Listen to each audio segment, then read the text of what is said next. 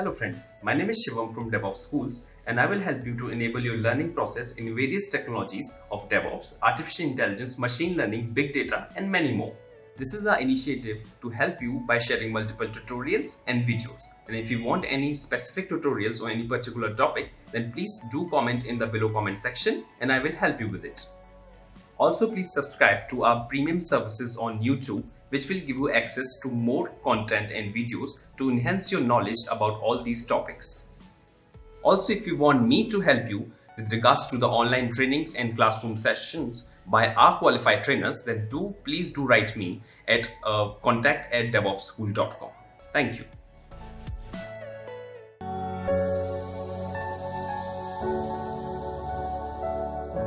This concept Azure Active Directory, you see here, right? So this was the thing that I was talking about. Provide identity and access management for employees. So this is Azure Active Directory. Collaborate with guest user and external business partner like suppliers and vendors. This is Azure AD business to business. Control how customers sign up, sign in, manage their profiles when they use your application, right? This is end user. This is B2C. So again, this thing I want you to keep in mind, that how this gets bifurcated. They will talk about that. This is the user, they will give a scenario, what will fit in. Okay, so I have an application, I have to do that. We end user, they want to access, they will give this kind of scenario to you, and then based on that you need to answer it. So this three choices that is important. Again, it is going to get repeated.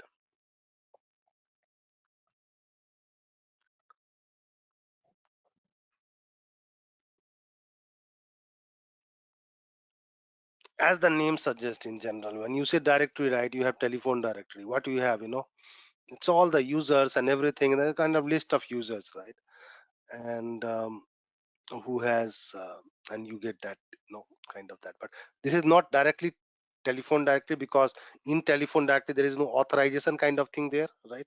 You can just, it is a telephone number they have and they're using it, that's fine. But overall it's a bit different. But yes, it's a kind of definitely when you take directory, it is kind of a set of user and all the users, what kind of permissions they have. Okay, so in general, when we say internal users, when you talk about Azure Active Directory, it is internal. Okay, they talked about uh, best practices again, single sign-on, and that happens, right?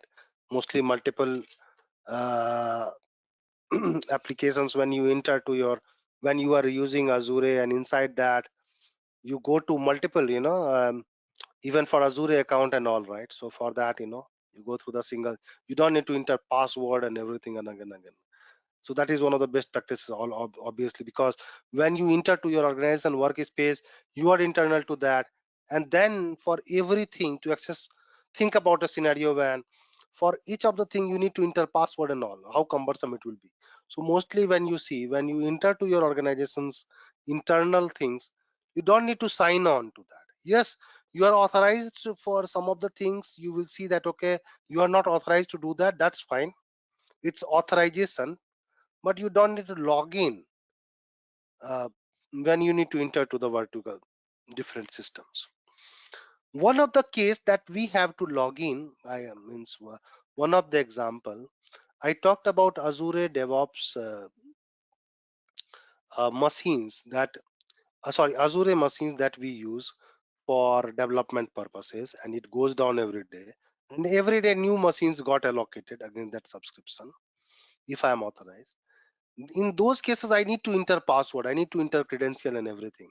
It doesn't have single sign-on. The reason being is, it's a kind of a, you are spinning up a new virtual machine and then you using it. So it's, though it is linked, but it's not, doesn't provide that single sign-on thing. But in general, when you enter to that, you have always have single sign-on. Yes, even if you have that single sign-on, it doesn't mean that you are going to get authorized. You will be authenticated for sure, okay, this is a valid user, right? But overall authorization will not go for you if you are not allowed for that particular resources. For example, say Jira, Jira for a particular project.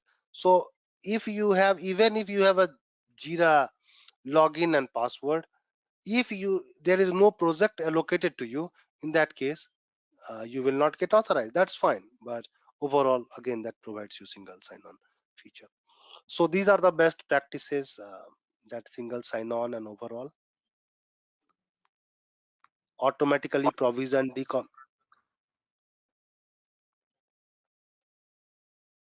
Okay, so you have single Azure Active Directory across the organization. They talk about that centralized, and then there's a thing, for an organization there should not be multiple Active Directories, right? Unless it is not mandatory across.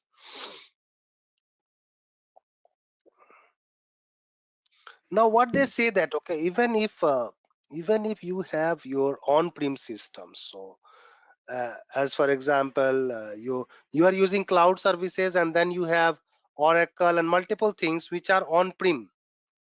If at those cases, it is suggested to use Azure Active Directory to access it, right? Because then when you are using it, Azure Active Directory, to have that, the responsibility of managing even those will go to that. Otherwise, you are keeping those credentials and everything at some other places and all that. So it is suggested, even if you are partially on cloud, you can start using Azure Active Directory, and that is kind of a best practices. So this is what say, and this is what that question comes. What is the impact of when you are not integrating the on-prem identity with cloud identity? Okay, so there is an impact, there is an overhead where you are going to put the credential, how you are going to, and there will be a kind of a difference. Okay, the way to access on-prem will be different, the way to access on cloud is different. Overall user will get confused, he has to enter password multiple times, maybe at different places. That is not secured. Using it, he will keep it somewhere. Those I mean, more password, more problems. And nowadays we are going to a kind of key vaults, eva, Azure key vault and all that we will discuss. So mm, using credential is not a safe way to enter it. Mostly in our organization we are moving to Azure eva key vault, eva Hasik or Vault solution of Key Vault, where we keep the credentials. So it is kind of a compliance team that is running, and I'm part of that currently. We have to, you can say, make sure that all the non-personal technical accounts have to be kept in EVA, and we can access through EVA only. So, and your interactive logons and everything have to be disabled for all non-personal account, right? So that is the reason why, for security as well, having credentials and all, using it will lead to the breaches and all. And that is the reason why it is suggested that you move your even on-premise identity, integrate with that. uh, B2B, again, I discussed the case to you, and you can say guest user, he can log in with that, multiple authorization and all, and if they will give to limited access to that, and you get an kind of invitation for Active Directory. You fill the detail there, you add users there. We will see in practical all those stuff, but in general, concept wise, he will receive that mail and all, and there is authentication and all. That's fine. Overall, the concept that is important to us is, in B2B, this user is from another organization, is your vendor. These guys are not end users. These guys are kind of your helpers. They're working with you, maybe your partners, maybe. So there are two different companies, and then they interact with them. So the setup that is needed, that is B2B. Okay.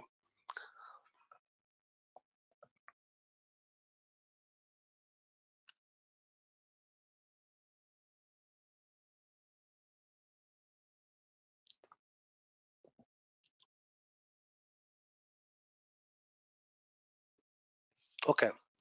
One of the thing, again, let us talk about one of the thing that is very interesting, that is conditional access policy. Can you guys have an example of conditional, what conditional access means? Even if you can go through whatever that is written there. Conditional access, let me read it for you, and then you need to, give an example.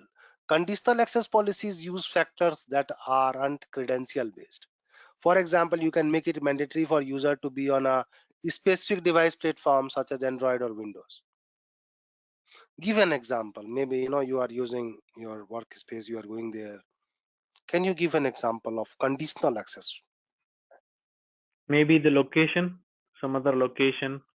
You will be in country. You should not be from the outside the country. Also, That's the correct. device, if it is managed by a company, then only you can log in.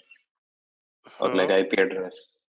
If you're Yeah, connected to real this world thing. means what you means what is the case in your case. Maybe you may be logging into device with a particular way, and there is a conditional access, Fingerprint, something like that. face That is recognition, there, right? something like that. There is an Yeah. app for you. How you log into your application workspace? So for one restriction I have noticed is like I cannot log into Office 365 from any Okay. other device than a company device, right? Or the one of the mobile phone. Like let's say I try from a personal laptop, it will say this device is not authorized or something. Okay. Good. Yeah. Good. This is conditional access, correct?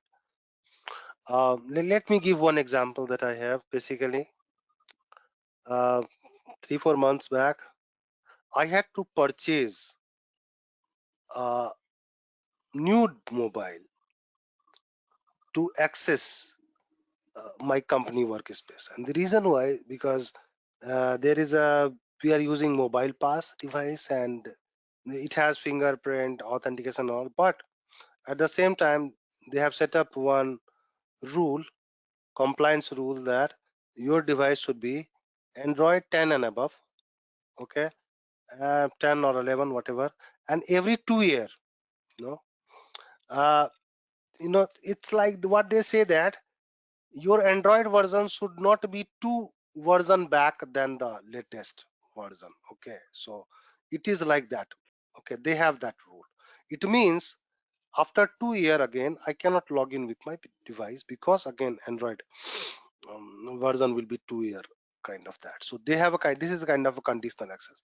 There is nothing to do with the my credentials, my password and all. I have everything, but even then I cannot access because I'm using um, Android device with version 9, so I have to upgrade my device. I have to purchase a new device, something like that. Okay, so similar thing, right? I integrate with identity provider like Facebook, Microsoft, and you see, right, whenever this is a day when you want ease of access at the same security, so you log in with your Google account, your mail, and they provide you different kind of ways to access it. Otherwise, why people will enter to your application and will use it, unless and until you give more flexibility to them. At the same time, you need to make your things secure. So this is a challenge as well, or this is what that is needed, right? So that is kind of and a kind of self-service sign up flow. For what cases? B2B. These are the practices for B2B. Is that you have some policies, conditional access, because to make sure that people from a particular area, if he is trying to access, he will not be able to do it, may not be that secure. I'm not looking for that kind of user, maybe. Or integrate with different providers, Facebook and all that, because these are end users. They can try to B2B, they can access. They do not have direct kind of identity for that, so they need more flexibility maybe.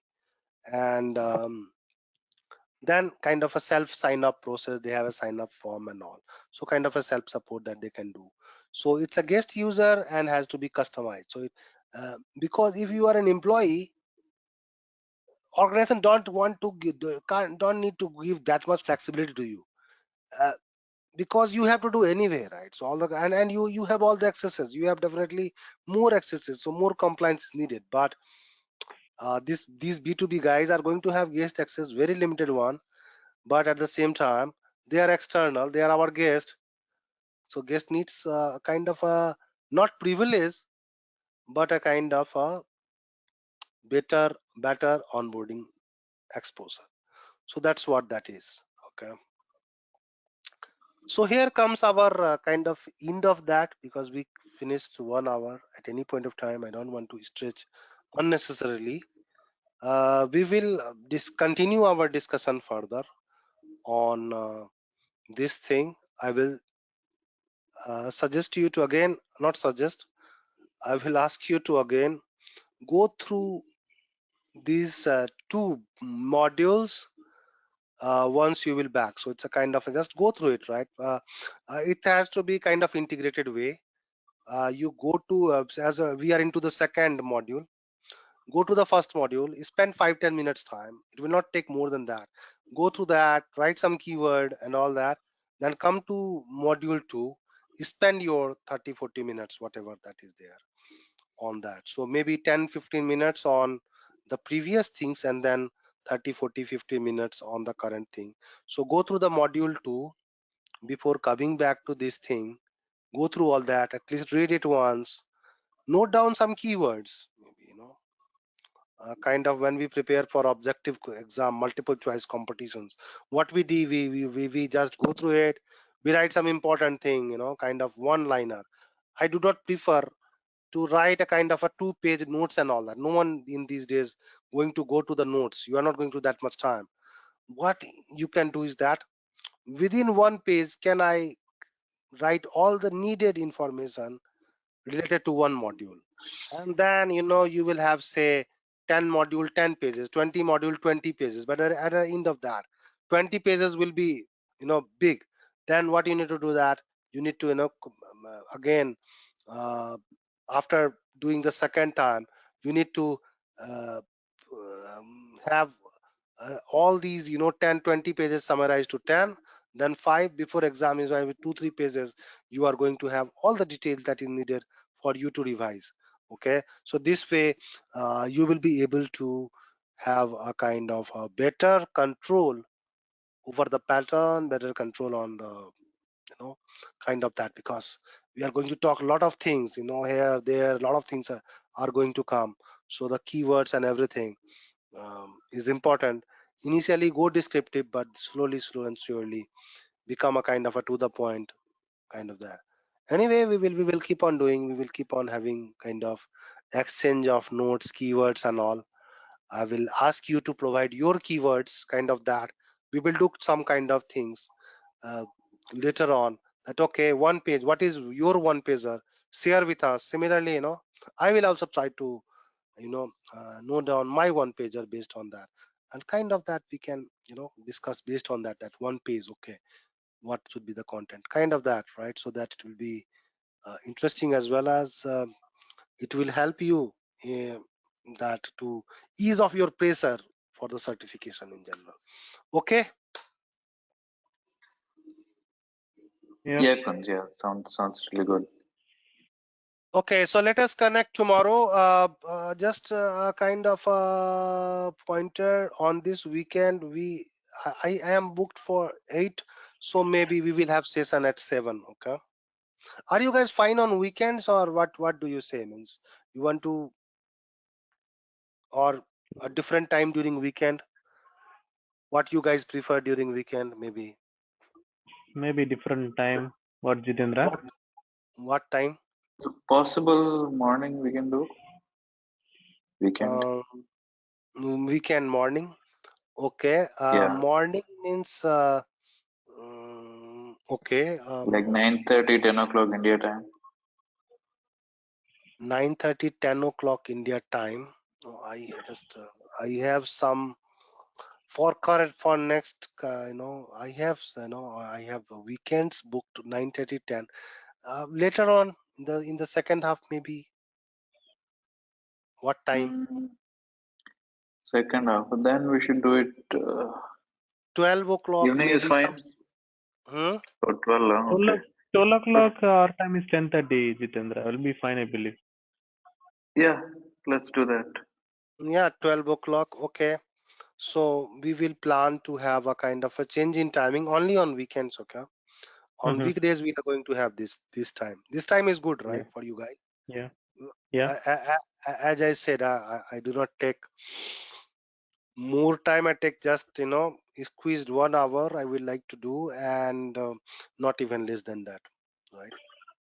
Yeah, 1 hour is good because like more than that, you Yeah, tend to lose I also do focus. not prefer. Yeah, that's what I'm saying. I prefer 1 hour, 1 hour even is on perfect. weekends 1 hour, right? Because we have lot of things to do, right? It's not just this is one of the thing, and Yeah. by nature we are like that we keep on trying to find excuses to not do these kind of certification role, right? It's a kind of that. So we need to have it something that we keep motivated, no, right? So let us spend 1 hour, even on weekends we will keep 1 hour. We will not prolong it unless and Yeah. until we are doing some hands-on and it is really needed to stretch. Otherwise we will kind of